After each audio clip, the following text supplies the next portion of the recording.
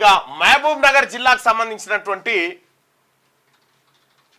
బీసీల వ్యవహారం, మహబూబ్ నగర్ అసెంబ్లీ కాన్స్టిట్యున్సీలో ఏం జరిగింది, ఎవరెవరు ఎమ్మెల్యేగా ఉన్నారు, అక్కడ ఎవరి జనాభా ఏంటి అనేది ఒకసారి చూద్దాం క్లుప్తంగా.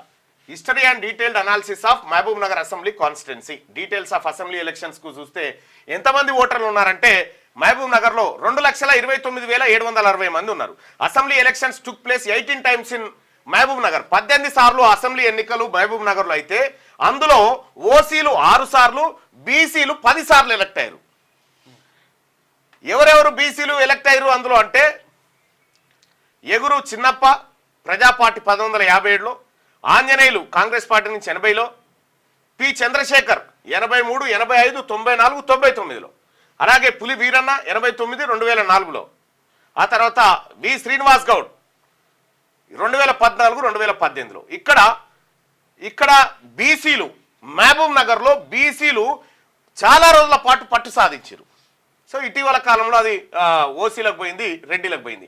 ఇక్కడ బీసీలకు సంబంధించినటువంటి ఓటు బ్యాంక్ ఎంత ఉందంటే మొత్తం 2,29,760 మంది మొత్తం ఓటర్లు ఉంటే దాంట్లో 1,21,772 మంది బీసీలు, 1,21,772 మంది బీసీలు ఉన్నారు.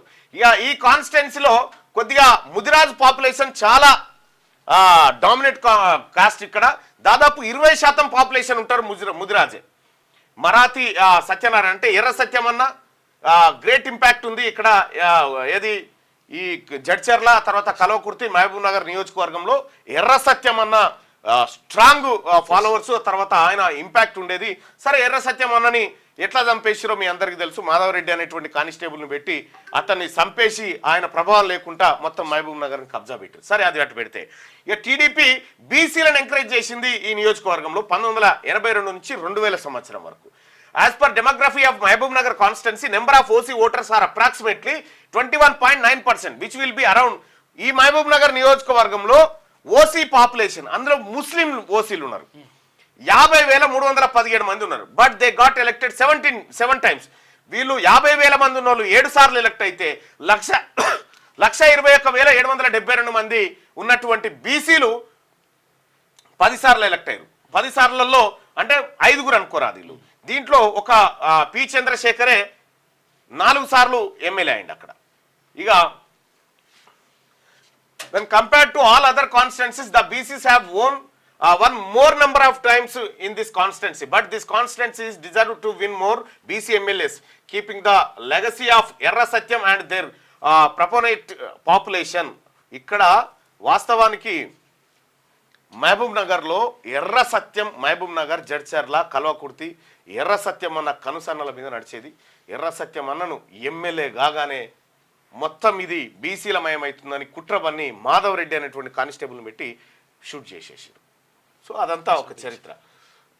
ఈ మహబూబ్ నగర్ కాన్స్టిట్యున్సీలో 3 మండలాలు ఉన్నాయి.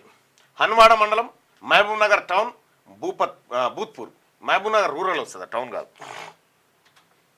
అన్రిజర్వ్డ్ కాన్స్టిట్యున్సీలే 3. మూడిట్లలో 3 జెడ్పీటీసీలు ఉంటే 3 వాళ్ళకే పోయినాయి. ఒకటి వెలమాయన, 2 రెడ్లు.